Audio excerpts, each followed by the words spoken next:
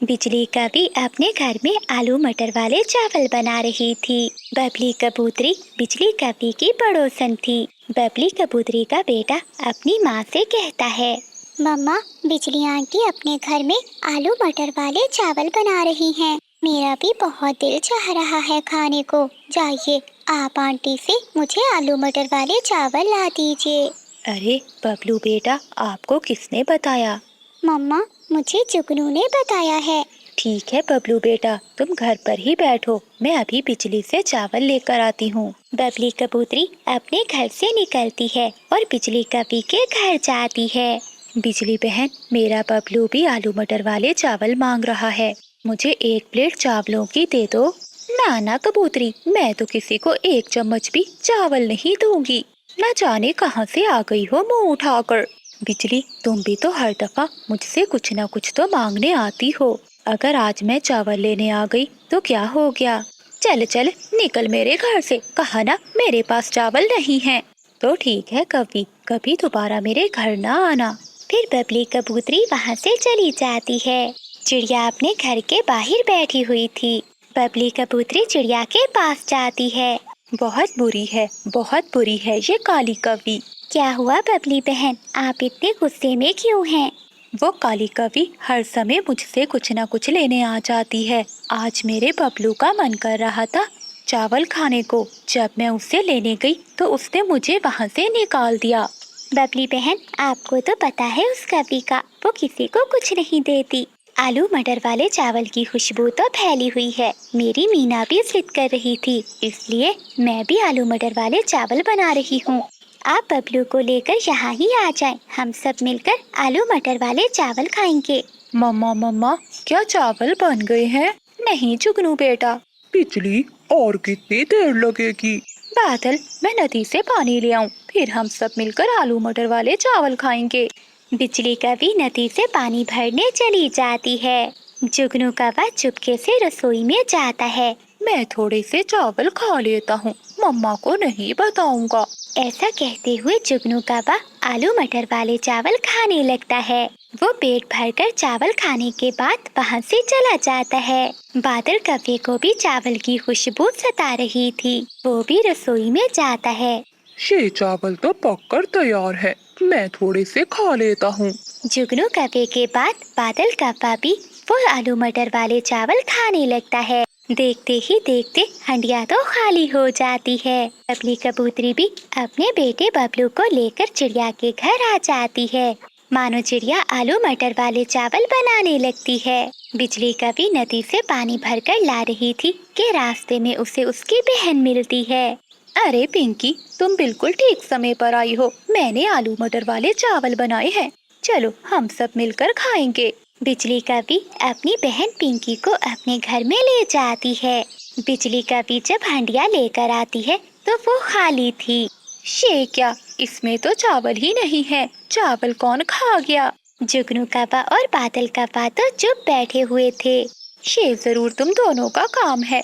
अब मैं अपनी बहन को क्या दूंगी? दीदी, मुझे तो बहुत भूख लगी हुई है। पिंकी, तुम यहीं बैठो, मैं पड़ोसियों से कुछ लेकर आती हूँ। फिर बिजली कभी तोते के पास जाती है। तोते भैया, मेरी बहन आई है, मुझे थोड़ा सा भोजन दे दो।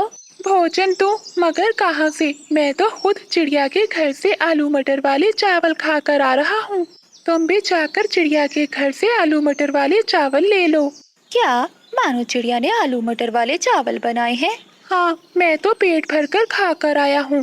फिर बिजली कभी मानो चिड़िया के घर की ओर जाती है। अरे कबूतरी बहन, तुम भी यहाँ हो? हाँ, चिड़िया तुम्हारी तरह नहीं है। चिड़िया बहन, मेरी बहन आई है, मुझे थोड़े से आलू मटर वाले चावल दे दो। अगर तुम्हारी बहन आई है तो मैं क्या करूँ? हम सब आलू मटर वाले चावल खा रहे हैं, हमें तंग मत करो। चिड़िया, मेरे सारे चावल जुगनू और बादल खा गया।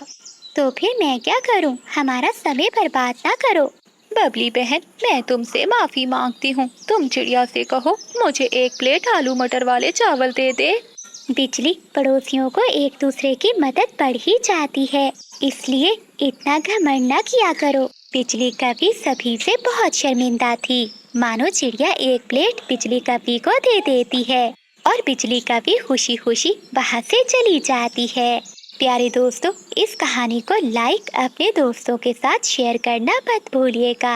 आपका धन्यवाद। आंटी जी, आप जाओ और मानो चिड़िया से 2 दाने ही उधार मांग लाओ। अगर मुझे आज दाने ना मिले तो मैं भूख से मर जाऊंगी।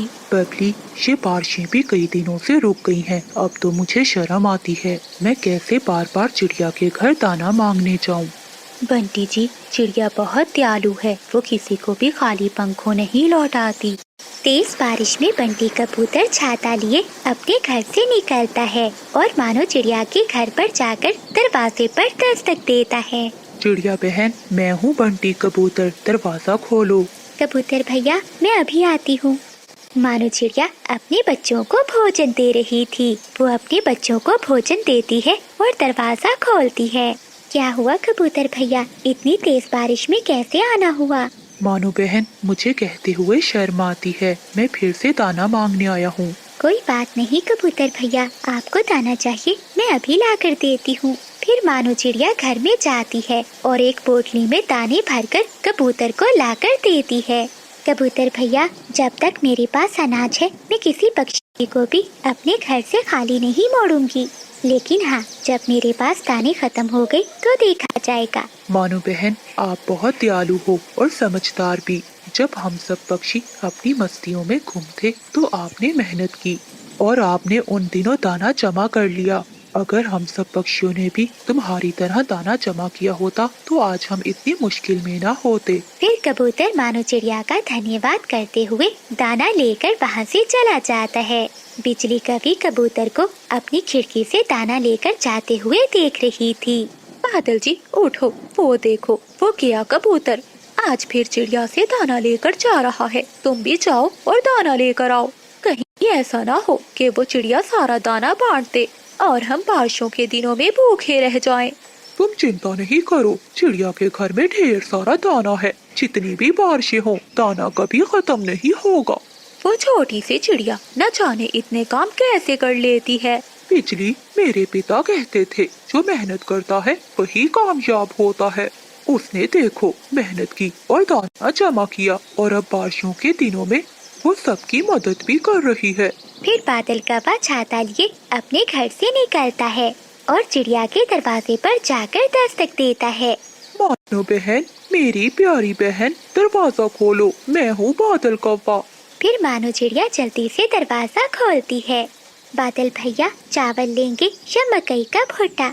जो भी मिल जाए, ऐसे मौसम में भला कहाँ से और दाना मिलेगा। जो भी मिल जाएगा वही खा लेंगे।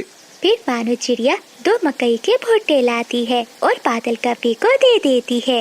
ये लो बादल भैया, ये बहुत मजे के भुट्टे हैं, एक बार खाओगे तो याद रखोगे। ये मकई के भुट्टे मैं किसान के खेत से लाई थी। चिड़िया बहन, तुम्हारा बहुत बहुत धन्यवाद। ये तो शुक्र है ऊपर वाले का कि तुम हमारी पड़ोसन हो, वरना ऐसी बारिश में हम तो भूखे ही मर जाते। फिर बादल कौवा मकई के भुट्टे उठाता है और अपने घर की ओर चला जाता है। बादल जी, ये मकई का भुट्टा तो बहुत स्वादिष्ट है। क्या चिड़िया के घर में ऐसे और भी भुट्टे थे? होगी, मुझे क्या पता, मैं घर में थोड़ी ना गया था। बादल जी, हम कितनी बार चिड़िया से दाना मांग मांग कर खाएंगे। कुछ दिनों तक तो वो हमें दाना भी नहीं देगी। क्यों ना आज रात हम चिड़िया का सारा दाना ही चुरा लें। लेकिन बिजली, ये बहुत मुश्किल है। चिड़िया दरवाजे की कुंडी लगाकर सोती है। बादल जी, तुम कोई छोटे मामूली चोर थोड़ी ना हो, तुम भी तो पूरे जंगल के बड़े चोर हो। भला तुम्हारे लिए चिड़िया के घर में घुसना कौन सा मुश्किल काम है? ये तो तुम सच कह रही हो बिजली, मुश्किल है लेकिन नामुमकिन नहीं। ठीक है, आज रात तैयार रहना, हम कुछ न कुछ करेंगे। बच्चों, घर में सूखी लकड़ियाँ खत्म हो गई हैं और बारिश भी हो रही है। ऐसी ठंड में तो हम रात को कैसे सो पाएंगे? आप दोनों घर में ही बैठो, मैं अभी जंगल से कुछ सूखी लकड़ियाँ ढूंढ कर लाती हूँ। फिर मानो चिड़िया अपना छाता लिए घर से निकलती है। वो घने जंगल में जाती है जहाँ एक पेड़ के नीचे उसे कुछ सूखी लकड़ियाँ मिल जाती हैं। वो लकड़ियाँ उठा ही रही थी कि उसे किसी पक्षी के रोने की आवाज सुनाई देती है। मानो चिड़िया जरा आगे होकर देखती है, वहाँ एक तोती बैठी रो रही थी। मेरे बच्चे भूखे हैं और मेरे घोंसले में एक भी दाना नहीं है। मैं क्या करूं? ऊपर वाले, इससे अच्छा था कि तू मुझे अपने पास ही बुला लेता। मैं अपने बच्चों को भूखा नहीं देख सकती। मानो चिड़िया तोती के पास जाती है। तोती बहन, आप ऐसे क्यों रो रही हैं? चलिए आप मेरे साथ चले, मैं आपको दाना देती हूँ। ये सुनकर तोती खुश हो जाती है। लेकिन ऐसी तेज बारिश में आप मुझे दाना कहाँ से देंगी? तुम उसकी चिंता मत करो, मैंने पहले ही दाना जमा करके रखा हुआ था। फिर मानो चिड़िया तोती को अपने साथ अपने घर में ले जाती है और कुछ अनाज उसे एक पोटली में डालकर दे देती है। ऐसे रात भी हो जाती है, लेकिन बारिश तो रुकने का नाम ही नहीं ले रही थी। रात को तेज बारिश में बादल कव्वा और बिजली कव्वी अपने घर से निकलते हैं और वो चिड़िया के घर के पास जाकर बैठ जाते हैं। बादल जी, चिड़िया का दरवाजा तो बंद है, वो देखो खिड़की खुली है, तुम जाओ खिड़की से ही चले जाओ। ठीक है बिजली, तुम ध्यान रखना। फिर बादल कव्वा खिड़की से चिड़िया के घर में घुस जाता है। बादल कव्वे को पता ही नहीं चलता, खिड़की के साथ दिया पड़ा हुआ था। जैसे ही वो घर में घुसता है तो पूंछ पर आग लग जाती है। मर गया, मैं मर गया, मेरी पूंछ जल गई। शोर सुनकर बिजली कव्वी वहाँ से भाग जाती है। बेशरम कव्वी, तुम मेरे घर में क्या करने आई हो? वो मैं तो बस बच्चों से मिलने आया था। अच्छा, तुम्हें खिड़की ही मिली थी बच्चों से मिलने के लिए? मीना बेटी, जरा झाड़ू दो मुझे। फिर मानो चिड़िया झाड़ू से बादल कव्वे की खूब पिटाई करती है। बचाओ, मुझे बचाओ। मैं सबको दाना देती हूँ और सबकी मदद करती हूँ, लेकिन फिर भी काले कव्वे तुम मेरे घर में चोरी करने चले आए। फिर किसी न किसी तरह बादल कव्वा अपनी जान बचाकर चिड़िया के घर से भाग जाता है। तेज बारिश में बिजली कव्वी और बादल कव्वा अपने घर की ओर जा रहे थे। तभी उनकी नजर नीचे जाती है, जहाँ एक बड़ी डाल के नीचे कबूतर और कबूतरी दबे हुए थे। कव्वे वहाँ जाते हैं। हाय हाय बादल, ये देखो, ये कबूतर और कबूतरी तो मर गए। बिजली, लगता है तेज हवा और बारिश के कारण ये टहनी टूटकर इन पर गिर गई होगी। चलो बादल, छोटा बबलू इंतजार कर रहा होगा अपने माता पिता का, उसे जाकर बताते हैं। फिर बिजली कव्वी और बादल कव्वा कबूतर के घर जाते हैं और वो छोटे बबलू को सारी बात बताते हैं। मम्मा पापा, आप मुझे क्यों छोड़कर चले गए? अब मेरा कौन है इस जंगल में? अंकल और आंटी, अब मुझे कौन पालेगा? कौन मेरा ख्याल रखेगा? चिंता नहीं करो छोटे बबलू, हम हैं ना तुम्हारा ख्याल रखने के लिए। चलो बिजली, चलकर चील से कहते हैं कि इस छोटे बच्चे को अपने घर ले जाए। फिर बिजली कव्वी हंसने लग जाती है और वो दोनों पति पत्नी वहाँ से चले जाते हैं। चील चाची, उस छोटे कबूतर के माता पिता मर गए हैं, अच्छा भोजन है, जाकर ले आओ। कापो, तुम मेरा कितना ध्यान रखते हो, जब भी मैं भूखी होती हूँ तुम मेरे लिए भोजन ढूंढते हो। लेकिन हाँ चील चाची, याद रखना किसी से हमारा नाम न लेना। फिर चील चाची वहाँ से उड़ती है और वो छोटे कबूतर के घर की ओर जाती है। थोड़ी देर बाद आसमान भी साफ हो जाता है। बारिश भी अब रुक चुकी थी। मानो चिड़िया भी अपने घर से दाना लेने के लिए निकलती है। चलो छोटे कबूतर, मेरे साथ चलो, मैं जंगल में पहाड़ों पर रहती हूँ। जिस छोटे बच्चे के माता पिता मर जाते हैं, मैं उन्हें अपने साथ ले जाती हूँ और वो बच्चे मेरे साथ मेरे घर में ही रहते हैं। आंटी, आप बहुत अच्छी हैं, जो मुझ जैसे छोटे बच्चों का ख्याल रखती हैं। तभी मानो चिड़िया वहीं से गुजर रही थी। वो चील को देखकर वहाँ आती है। नहीं नहीं बेटा, आप चील के पास नहीं जाओगे, ये आपको खा जाएगी। चिड़िया चिड़िया, शर्म करो, क्यों मुझ पर आरोप लगा रही हो? मैंने मांस खाना छोड़ दिया है। चील, अगर तुम यहाँ से नहीं जाओगी तो मैं जंगल के राजा को बताऊंगी, और हाँ, ये भी बताऊंगी कि तुमने मांस खाना शुरू कर दिया है। राजा का सुनकर चील डर जाती है और वहाँ से भाग जाती है। चलो बेटा, आप मेरे साथ चलो, वो झील बहुत बुरी है। अच्छा हुआ कि मैं समय पर आ गई, वरना वो झील आपको साथ ले जाकर खा लेती। फिर छोटा बबलू मानो चिड़िया के साथ चिड़िया के घर में आ जाता है। मम्मा, ये छोटा कबूतर कौन है? मीना बेटी, इसके माता पिता तेज बारिश में चल बसे, अब ये हमारे साथ ही रहेगा। दोस्त चुप कर जाओ। मम्मा, आप जाएं दाना ले आए, मैं अपने छोटे कबूतर दोस्त का बहुत ध्यान रखूंगी। फिर मानो चिड़िया जंगल से दाना लेने चली जाती है। छोटी मीना और छोटा बबलू आपस में बातें करने लगते हैं।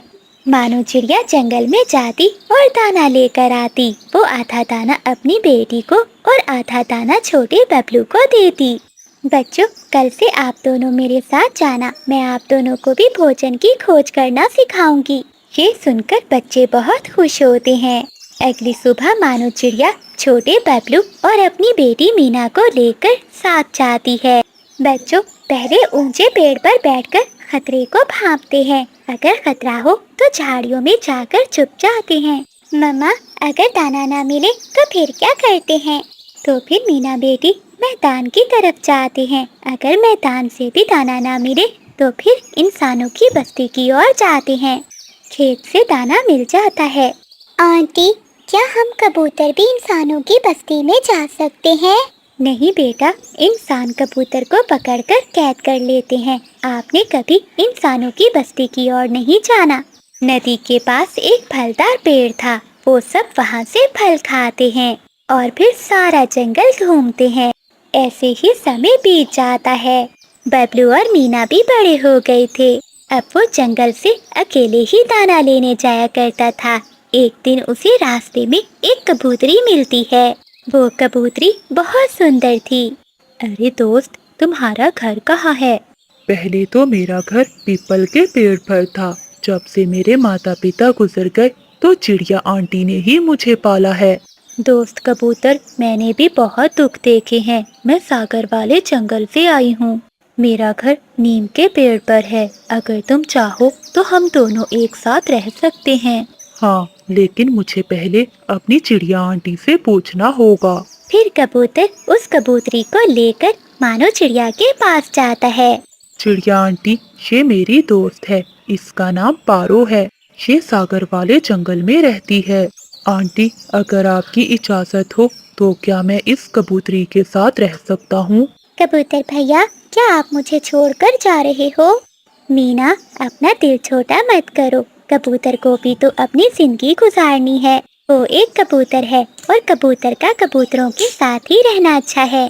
इनका भी तो घर होगा, परिवार होगा और बच्चे होंगे। कबूतर शर्मा जाता है। कबूतर बेटा, आप जाओ, मैं बहुत खुश हूँ। फिर कबूतर और पारो कबूतरी वहाँ से चले जाते हैं। वो सागर वाले जंगल में जाकर अपनी नई जिंदगी की शुरुआत करते हैं। मानो चिड़िया ने कबूतर को जीना सिखाया, उसे पाल पोस कर बड़ा किया, जिसे कबूतर हमेशा याद रखेगा। जंगल में कई दिनों से लगातार बारिशें हो रही थीं। बादल जी, जब मैं छोटी थी तो ऐसी बारिश में मेरी माँ मुझे खिचड़ी बनाकर खिलाया करती थी। और मेरी माँ ऐसी बारिश में मीठी खीर बनाया करती थी। इससे तो अच्छा था कि मैं अपनी माँ के पास ही रहती। कम से कम बारिश में मुझे खिचड़ी तो मिलती रहती। बिजली, देखो रसोई में क्या क्या सामान है। आज मैं तुम्हें खिचड़ी बनाकर खिलाऊंगा। बिजली कभी रसोई में जाती है। चावल वाला डिब्बा खाली है और दाल भी नहीं है। बादल, अरे ओए बादल, यहाँ तो कुछ भी नहीं है। ना घी है, ना चावल, ना दाल। चलो बिजली, अपनी पड़ोसन चिड़िया के पास जाते हैं। उसके पास खिचड़ी बनाने का सामान जरूर होगा। फिर वो दोनों पति पत्नी तेज बारिश में चिड़िया के घर जाते हैं। बिजली कभी दरवाजे पर दस्तक देती है। चिड़िया चिड़िया, मेरी सुंदर बहन चिड़िया, कहाँ हो? दरवाजा खोलो। मगर अंदर से कोई भी जवाब नहीं आता। लगता है बिजली चिड़िया घर पर नहीं है। चलो हम कबूतर के घर जाते हैं। फिर वो पति पत्नी कबूतर के घर की ओर जाते हैं। आज तो कौवे खिचड़ी खाने के लिए कई जतन कर रहे थे। कबूतर, क्या तुम घर में हो? मानो चिड़िया दरवाजा खोलती है। चिड़िया, तुम यहाँ हो और हम तुम्हें घर में ढूंढ रहे थे। अरे क्या हुआ बिजली बहन, ऐसी बारिश में सब ठीक तो है ना? मानो बहन, तुम्हारी भाभी का खिचड़ी खाने को मन कर रहा था, इसलिए हम तुम्हारे घर चले गए थे। बादल भैया, मेरे घर की तो छत टपकने लग गई थी, इसलिए मैं कबूतर के घर आ गई। कबूतर भी घर से बाहर आ जाता है। कहाँ है खिचड़ी, कहाँ है? अरे कबूतर, यहाँ कहाँ है? हम तो खुद खिचड़ी ढूंढ रहे हैं। बिजली, चलो हम मैदान की तरफ जाते हैं, वहाँ से हमें चावल और दाल मिल जाएगी और फिर हम सब मिलकर खिचड़ी बनाकर खाएंगे। ऐसे वो सभी वहाँ से उड़ते हैं। वो अभी घने जंगल के पास पहुँचे ही थे कि हवा बहुत तेज हो जाती है और बिजली कभी तेज हवा से एक दिशा में उड़ जाती है। बिजली, बिजली नहीं है चिड़िया, मेरी बिजली कहाँ चली गई? हमें बिजली की खोज करनी होगी, लगता है वो तेज हवा से उड़ गई है। फिर वो तीनों दोस्त बिजली कवि की खोज करने लगते हैं। बिजली कवि तो किसी पतंग की तरह उड़ रही थी। बिजली कवि जाकर एक बड़े पेड़ से टकराती है और गिर जाती है। बादल भैया, आप चिंता न करें, जब बारिश रुकेगी तो बिजली कवि घर आ जाएगी। अगर मुझे पहले मालूम होता तो हम कभी खिचड़ी खाने की जिद न करते। हमें जंगल की दूसरी तरफ जाकर देखना होगा, क्योंकि हवा उसी तरफ चल रही है। तभी वहाँ बुलबुल आ जाती है। एक कवि उड़ती हुई उस दिशा में जा रही थी, आप जाकर वहाँ देखें। फिर वो सभी दोस्त बुलबुल की बताई हुई दिशा की ओर चले जाते हैं। बारिश रुकने की बजाय और भी तेज हो गई थी। सो रही मेरी पत्नी पेड़ के नीचे। मैं बच गई बादल। बिजली, तुमने ही तो जिद की थी ऐसी बारिश में खिचड़ी खाने के लिए। जी तो तुम्हारा भी कर रहा था, वरना तुम मेरे कहने पर कभी बाहर ना आते। चलो दोस्तों, अभी हमें चावल और दाल लेने भी जाना है। अभी वो उड़े ही थे कि उनका पुराना दोस्त तोता वहाँ आ जाता है। अरे आप सब यहाँ, वो भी इतनी तेज बारिश में? तोते भैया, हम तो मैदान में से चावल और दाल लेने जा रहे हैं, क्योंकि बिजली और बादल का खिचड़ी खाने को बहुत मन कर रहा है। वो सामने मेरा घर है, जब तक बारिश हो रही है आप सब वहीं रुक जाएं। जब बारिश रुक जाएगी तो फिर सब चले जाना। फिर चीकू तोता उन सबको अपने घर में ले जाता है। अरे तोते भाई, घर में क्या बन रहा है? खुशबू तो बहुत अच्छी आ रही है। पीछे से तोते की पत्नी रसोई से बाहर आती है।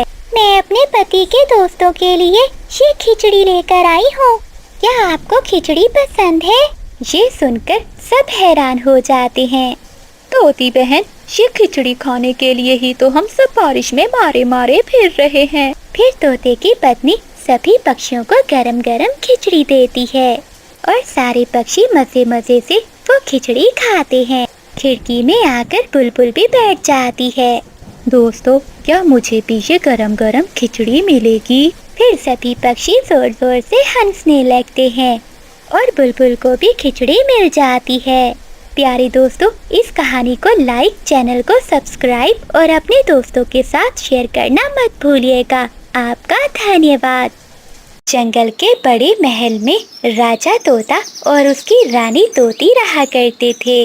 वो दोनों बहुत खुश थे, क्योंकि कई सालों बाद उनके यहाँ संतान आने वाली थी। मेरी रानी, अब तुम्हें अपना बहुत ध्यान रखना होगा, क्योंकि हमारी संतान इस दुनिया में आने वाली है। राजा जी, आप चिंता ना करें, मैं अपना ध्यान बहुत अच्छे से रखूंगी। ऐसे ही समय बीतने लगता है। राजा तोते के महल के सामने एक बड़ी हवेली थी, जहाँ एक काली जादूगरनी कवि रहती थी। उस जादूगरनी कवि की हवेली में एक बहुत बड़ा बागीचा था, जिसमें ढेरों सेब के पेड़ लगे हुए थे। एक दिन रानी तोती अपने महल के बाहर टहल रही थी। तभी रानी की नजर जादूगरनी के बागीचे पर जाती है, जहाँ लाल लाल सेबों के पेड़ थे। मेरा तो बहुत मन कर रहा है इन लाल लाल सेबों को खाने का। ऐसा सोचते हुए रानी तोती अपने महल में जाती है। राजा जी, हमारे महल के सामने जो जादूगरनी रहती है, उसके बागीचे में बहुत लाल लाल सेब हैं उन लाल लाल सेबों को देखकर मुझे इच्छा हो रही है कि मैं भी वो सेब खाऊं। रानी, समझने की कोशिश करो। वो बागीचा जंगल की सबसे ताकतवर जादूगरनी बिजली कवि का है। वहाँ जाना बहुत मुश्किल है। तुम देखो तो, मैंने तुम्हारे लिए कितनी तरह के फल मंगवाए हैं। तुम इन्हें खा लो।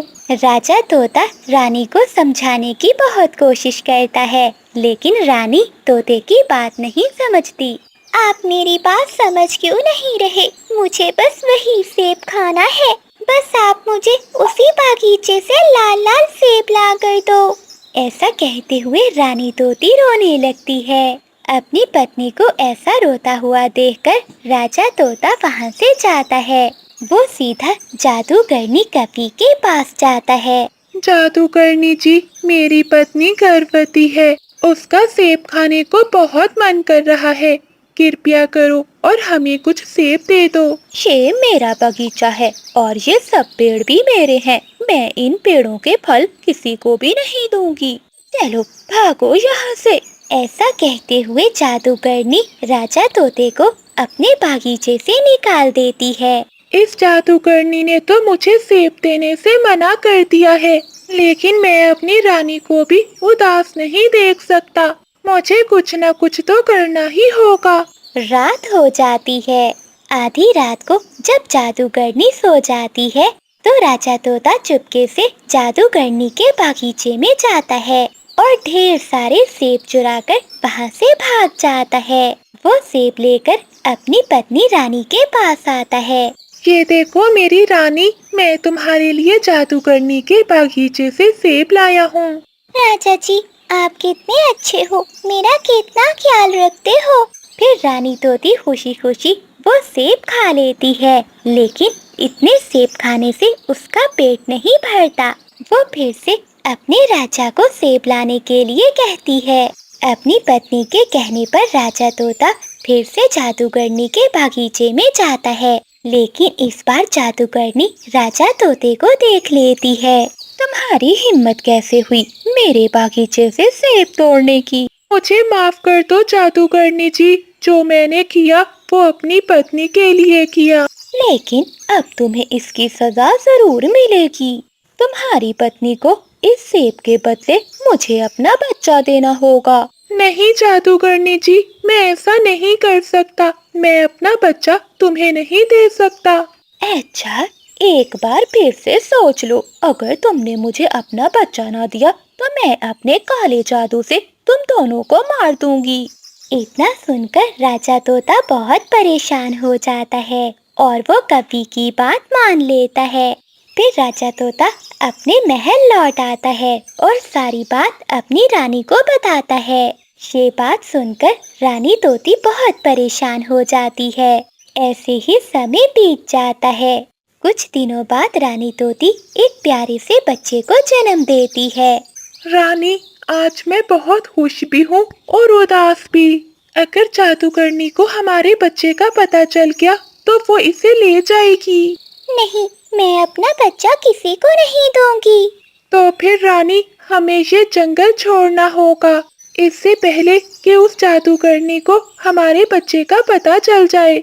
लेकिन उन दोनों को तो ये मालूम ही नहीं था कि जादूगरनी अपने जादू से ये सब देख रही थी। और उसी समय जादूगरनी वहाँ पहुँच जाती है। मुझसे चालाकी करने चले थे क्या? तुम अपना वादा तोड़ने वाले थे? ऐसा कहते हुए जादूगरनी कवि उस बच्चे को लेकर वहाँ से गायब हो जाती है। राजा और रानी तो अपने बच्चे के लिए रोते रह जाते हैं, लेकिन जादूगरनी कवि उन पर जरा भी रहम नहीं करती और वो उस बच्चे को लेकर एक गुफा में चली जाती है। राजा जी, हमने उस जादूगरनी को हर जगह ढूंढ लिया, मगर वो हमें कहीं नहीं मिली। कबूतर, क्या कोई और रास्ता है जिससे हमारा बच्चा हमें मिल जाए? हाँ राजा जी, मैंने सुना है कि पास के जंगल में एक जादूगरनी चिड़िया रहती है। सुना है कि वो बहुत अच्छी चिड़िया है और वो सभी की मदद करती है। क्यों ना एक बार उसके पास जाकर देखा जाए, हो सकता है कि वो हमारी मदद करे। चलिए राजा जी, अभी चलते हैं। मैं अपने बच्चे के बिना और नहीं रह सकती।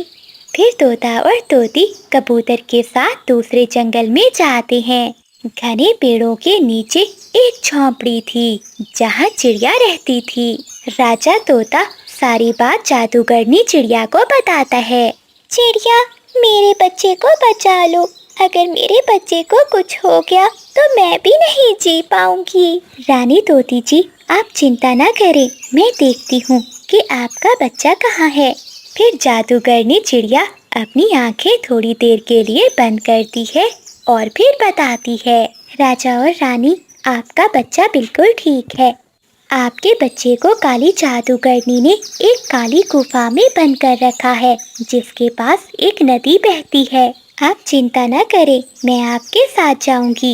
ये जादुई पंख है, ये पंख हमें उस गुफा तक लेकर जाएगा। फिर वो पंख हवा में उड़ता है और वो सभी पंख के पीछे पीछे उड़ते हैं।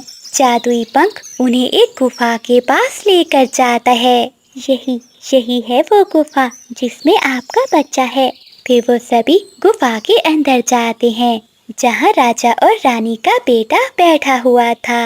रानी जल्दी से अपने बच्चे को गले से लगा लेती है। जादूगरनी चिड़िया, तुम्हारा बहुत बहुत धन्यवाद, तुमने हमें हमारे बच्चे से मिलवा दिया। राजा ने अभी इतना कहा ही था कि तभी वहाँ जादूगरनी कभी आ जाती है।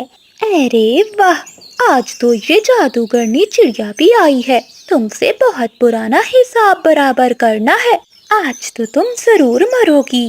जादूगरनी कभी, बहुत हो गया जुल्म, अब मुझे नहीं तुम्हें मरना होगा। ऐसा कहते हुए चिड़िया एक आईना निकालती है। जैसे ही कभी उस आईने में देखती है तो वो जलकर भस्म हो जाती है। बुराई का अंत हमेशा होता है। आज इस जादूगरनी का भी अंत हो गया। फिर राजा और रानी चिड़िया का धन्यवाद करते हैं और वो सब अपने महल में लौट जाते हैं।